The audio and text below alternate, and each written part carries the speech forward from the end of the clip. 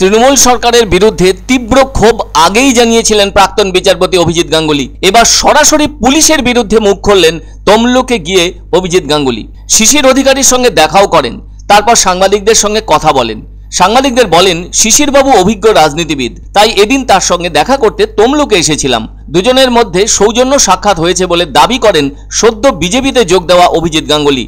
তার দাবি, এদিন দুজনের মধ্যে কোনো রাজনৈতিক আলোচনা হয়নি, শুধুমাত্র অরাজনৈতিক আলোচনা হয়েছে। একই সঙ্গে তিনি বলেন, বর্তমানে তৃণমূলের দিন শেষ হয়ে গিয়েছে, তাই তাদের বিনাশকালে বুদ্ধিনাশের চিত্র ধরা পড়ছে।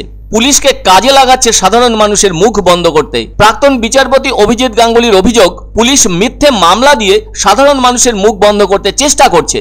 উল্লেখ্য, গত 3 বছর ধরে কলকাতা হাইকোর্টের মহামান্য বিচারপতি হিসেবে একাধিক মামলার নির্দেশ বিচারপতি অভিজিৎ গাঙ্গুলিকে জনপ্রিয় করে তোলে। তিনি প্রাক্তন মন্ত্রী পরেশচন্দ্র অধিকারীর কন্যা অঙ্কিতা অধিকারীর চাকরি কেড়ে নেন। শুধু তাই নয়, পরেশচন্দ্র অধিকারীর কন্যা বেআইনিভাবে চাকরি পেয়েছেন। এই অভিযোগ প্রমাণিত হওয়ার পর তার চাকরি জীবনের পাওয়া সমস্ত বেতন ফেরত দেওয়ার নির্দেশ দিয়েছিলেন অভিজিৎ বাবুই। শিক্ষা দুর্নীতিতে একে একে অনেক মাথার নাম সামনে আসতে থাকে। 2022 সালের 22শে ফেব্রুয়ারি শিক্ষামন্ত্রী পার্থ চ্যাটার্জি গ্রেফতার হন। এরপর রাজ্য রাজনীতিতে নাটকীয় ঘটনাক্রম ঘটে যায়। মন্ত্রী পার্থ চ্যাটার্জির ঘনিষ্ঠ বান্ধবী বলে পরিচিত অর্পিতার বাড়ি থেকে টাকার পাহাড় উদ্ধার হয়। এই ঘটনা সবাইকে চমকে দিয়েছিল।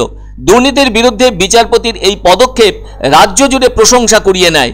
অভিজিৎ গাঙ্গুলি সাধারণ মানুষের কাছে ভগবান তুল্য বিচারপতি হিসেবে পরিগণিত হতে থাকেন। শিক্ষা কেলেঙ্কারির পাশাপাশি কয়লা দুর্নীতি, গরু পাচার এবং খাদ্য কেলেঙ্কারি নিয়ে একাধিক মামলায় জেরবার হতে থাকে রাজ্য সরকার।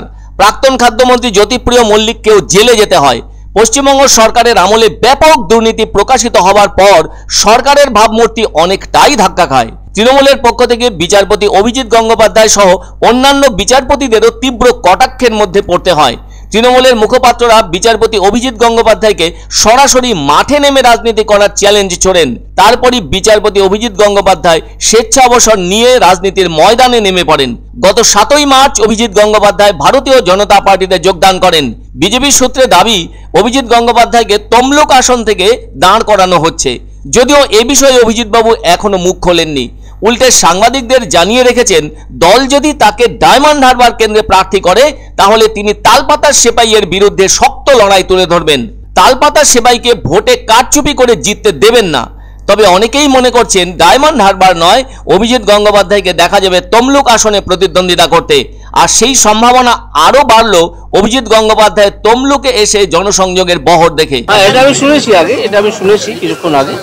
তো এটা তো পুলিশ তো এইভাবেই কাজ করছে, মিথ্যে মামলা দিয়ে মানুষকে চুপ করিয়ে রাখতে চাইছে। কারণ তৃণমূলের তো শেষ অবস্থা এসে গেছে, শেষ অবস্থায় এরা এইসবই করে, বিপদকালে বুদ্ধিনাশ।